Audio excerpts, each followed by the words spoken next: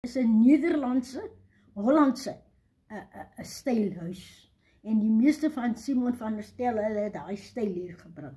Dit is groot huise met 'n lang gang met daai voorste ding, soos onze pastorie, die NG Kerk amper, maar ja, en daar is daar nog een voor die pastorie. Ek meen voor die landdroskantoor. Ons het, en dan, ja, dit is die Cape Dutch, en dit is nou ingebring deur die Hollanders. En die meeste van hulle is mense het baie gespog as hulle daai het. En baie het, as hulle daai maak, dan maak hulle daai gewe wat so lyk.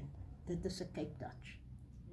Maar die Karoo huis is 'n platdakhuis en ek het in so 'n huis groot geword. Hier, wat hierdie, dis is nou ry.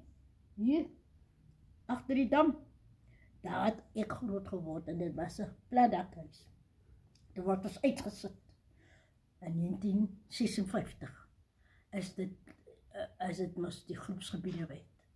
Ons het nie geld gekry by die regering nie. Ons huis wat my pa gebou het.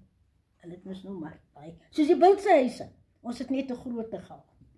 En ons is uitgesit en toe vat die boere die huis net so, toe maak hulle vir hulle staandak en toe sit hulle vir hulle, toe draai hulle die huis. Ons het 'n stoep gehad op die huis en die ouma wat langs aan ons gebly het, sy huis is sommer gesloop en hulle het daai erf ook vir daai mense gegee.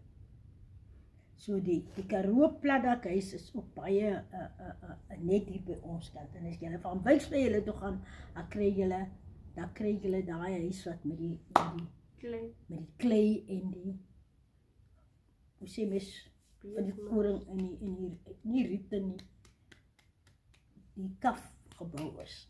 En hulle sê daai huis is ook warm in die winter en koel in die somer.